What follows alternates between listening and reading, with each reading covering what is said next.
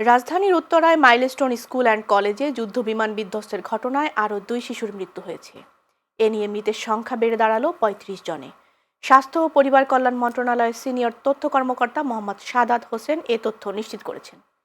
গত সোমবার দুপুরে বিমান বাহিনীর একটি যুদ্ধবিমান দিয়াবাড়িতে মাইলস্টোন স্কুল অ্যান্ড কলেজ ক্যাম্পাসের একটি ভবনে বিধ্বস্ত হয়।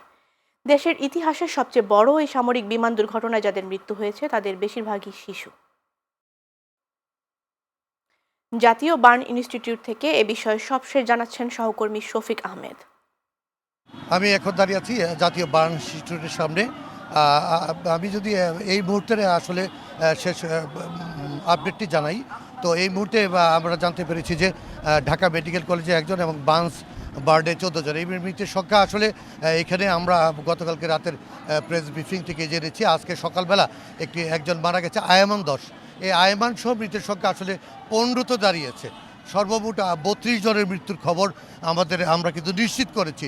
যদিও কোনো সূত্র বলছে যে আসলে মৃতের সংখ্যা 35, সেই বিষয়টি আমরা কিন্তু নিশ্চিত না, তথ্যগত বিভ্রাট থাকতে পারে।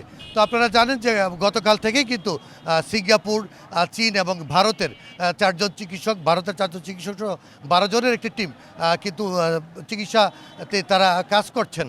তো তারা জানিয়েছেন যে যেই 6 জনের মুমূর্ষু অবস্থা আছেন, এর মধ্যে 4 জন ভেন্টিলেশনে আছেন, তাদের অবস্থা খুবই আশঙ্কাজনক। আসলে সময় যত গড়াচ্ছে তত কিন্তু অবস্থার অবনতি হচ্ছে এবং মৃতের সংখ্যা বেড়ে যাচ্ছে। তো এই ছিল আজকে আপাতত আসলে আমার কাছে সর্বশেষ।